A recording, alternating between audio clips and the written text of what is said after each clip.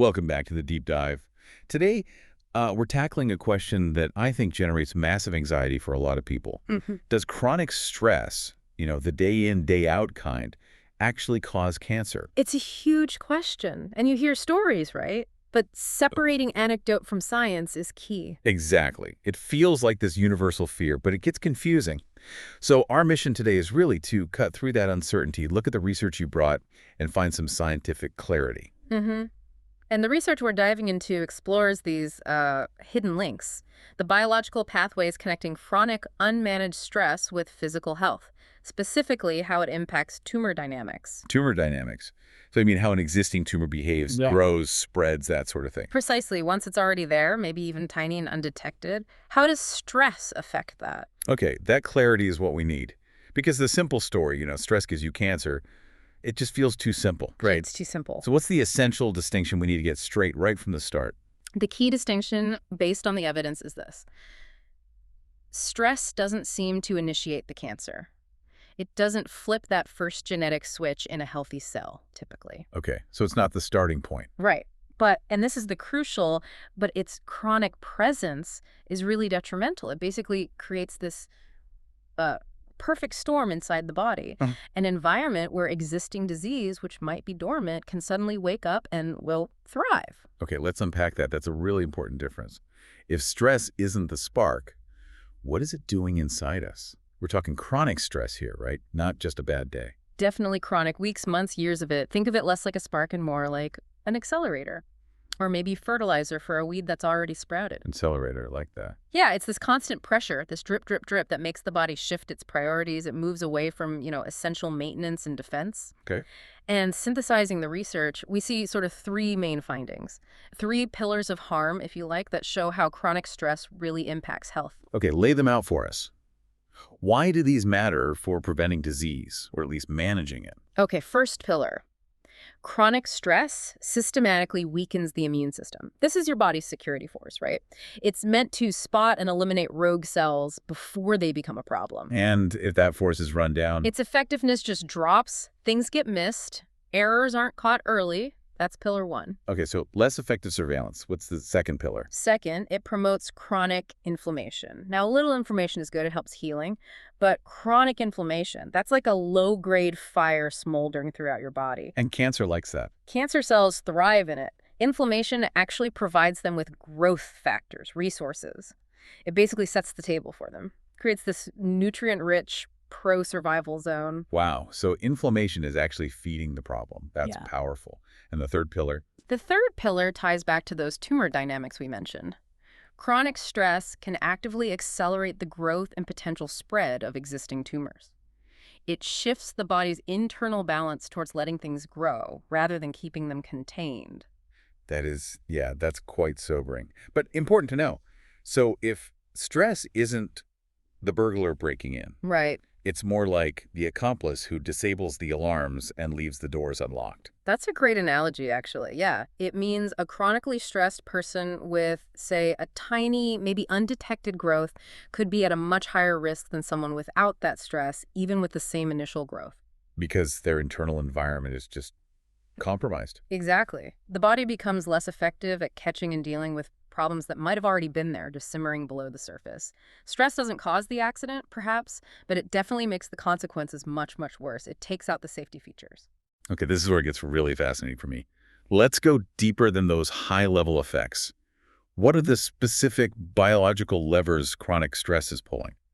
When stress goes on and on, that constant hormonal flood must change how our cells fundamentally operate, right? Oh, absolutely. It changes them fundamentally. Long-term stress seriously disrupts hormone balance. We're talking primarily about the continuous presence of high levels of cortisol and adrenaline. The fight or flight hormones, essential for short bursts, but But running on them constantly, it's incredibly destructive. Cortisol, as many know, is famous for suppressing the immune system. That directly links to that weaker surveillance we talked about. right. And adrenaline, what's its long-term downside? Well, chronically high adrenaline fosters what scientists call a pro-angiogenic environment. Angiogenesis. And That's blood vessel growth. exactly. It encourages the building of new blood vessels. And if Yeah. there's a tumor trying to grow, adrenaline basically helps it build its own supply lines for oxygen and nutrients. You're literally helping to pipe resources directly to the problem area. Wow. So high stress is both knocking out the guards and delivering supplies to the enemy. But you mentioned something even deeper before, about the blueprint itself, DNA. Precisely. This is where it gets quite profound. Chronic stress impacts DNA repair mechanisms. Think of your DNA as this enormous instruction manual for your body. Okay. And the DNA repair mechanism is like the tireless proofreader, constantly scanning for typos, mutations, and fixing them on the spot. Wait, so chronic stress doesn't just make you feel worn out and maybe catch more colds? Yeah. It actually messes with the proofreading system, the core error correction process. That's exactly what the research suggests. Yeah. The constant hormonal overload, especially high cortisol, interferes with the complex cellular machinery that checks and corrects genetic damage. That's huge. It is. If your DNA repair is sluggish or compromised, the chances increase that errors, potentially those first oncogenic mutations, will stick around, get copied, and proliferate. It's a direct pathway linking a sustained mental state to deep, deep cellular vulnerability. And now, if we zoom out again, we can see how these internal biological changes start to show up externally, how they affect your life, your choices, even how you respond to medical help. This really hits the so what factor. Right, because the stress isn't just working silently inside. It actually pushes us towards behaviors that make everything worse, doesn't it? Compounding the damage. It's like compounding interest, but for health risks, a total disaster. Chronic stress is strongly, strongly linked to increased risk behaviors. We've all felt it, right? When you're under immense pressure long term, healthy habits are often the first casualty. Yeah, the gym goes out the window, takeout menus come in. Exactly. The sources detail those classic connections, things like an increase in smoking or vaping. You're introducing toxins that demand more work from those already strained DNA repair systems. Okay, makes sense. Then there's the tendency towards chronic overeating. Often the comfort foods, high sugar, high fat processed stuff that directly promotes inflammation, the very thing we said fuels tumor growth. Right, feeding that internal fire. And increased alcohol consumption. Alcohol puts a unique toxic load on the body, especially the liver and digestive system, at a time when the immune and repair systems are already underperforming. So it becomes this vicious cycle. The stress damages your internal defenses and repair crews, and at the same time, it makes you more likely to do things that cause more damage, requiring more repair. Perfectly put. And this isn't just theoretical, it has tangible clinical consequences. When people face health issues, studies show those under high chronic stress often experience things like slowed healing after surgery or injury. Okay, that makes intuitive sense. And critically, chronic stress can also reduce the effectiveness of cancer treatments themselves. Why would something like chemotherapy work less well? It can be complex, but elevated stress hormones might interfere with the pathways that normally tell cancer cells to die, or they might impair blood flow, making it physically harder for the chemo drugs to reach all parts of the tumor effectively. So for someone going through treatment, managing stress isn't just about feeling better emotionally. Not at all. It's about optimizing the physical environment inside your body to give the treatment the best possible chance to work. The mind state directly impacts the physical outcome. That's incredibly powerful and also potentially overwhelming. It's easy to hear all this and think, oh no, my stress is making me sick. But the research doesn't just leave us there, does it? It offers tangible actions, right? What's the good news here? The good news is genuinely tremendous. We absolutely have agency here. We can influence the stress response loop. The primary finding is crystal clear. Actively managing stress can significantly lower cancer risk and definitely boosts overall health. We are not just passive victims. We can take back control of that internal environment.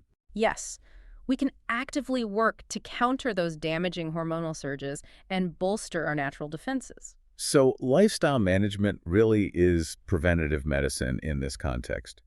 What are the practical steps? What does the research recommend we actually do? Okay, the sources highlight 5 key management techniques. A toolkit, really, addressing both body and mind. First up, maybe the most accessible, daily exercise. Even moderate stuff. A walk. Absolutely. Even moderate movement is a potent way to metabolize stress hormones like cortisol. You essentially help flush them out of your system physically. It's like hormonal housekeeping. Hormonal housekeeping, I like that. Okay, what's next? Second, consciously using techniques like deep breathing or meditation. These aren't just woo-woo. They are proven methods to activate the parasympathetic nervous system, the rest and digest system. They actively interrupt the fight or flight response, manually lowering adrenaline and cortisol. And you can do those anywhere, pretty much. A quick reset button. Exactly. Third, prioritizing quality sleep. This is completely non-negotiable. Sleep isn't just downtime, it's critical active maintenance time, that crucial DNA repair we discussed. A lot of the heavy lifting happens during deep sleep.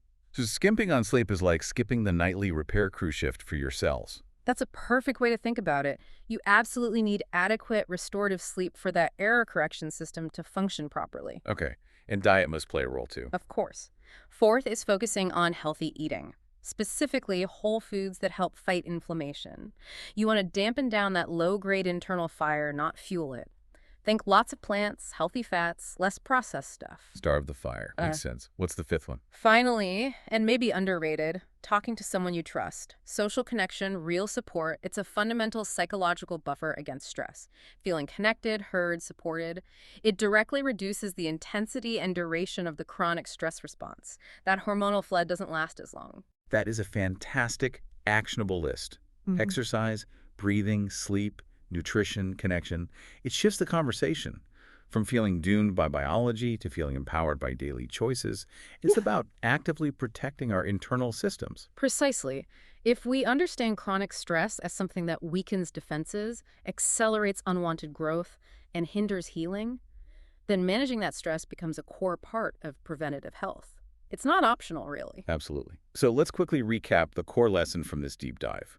Stress, especially chronic stress, doesn't seem to start the fire, doesn't initiate cancer, Right. but it acts like a major accelerant. Right. It compromises the immune system, promotes that pro-growth inflammation, speeds up existing issues, and messes with healing, partly by disrupting key hormones and, crucially, impairing our vital DNA repair mechanisms. Which leads to that final thought from the source material, doesn't it? It does. It raises this really important question. If early action and achieving some emotional balance are such powerful tools in prevention, when we consciously prioritize taking care of our minds through things like exercise, good sleep, genuine connection, are we actually engaging in one of the most potent forms of physical self-defense available to us? Taking care of the mind is physical self-defense. That's definitely something to mull over.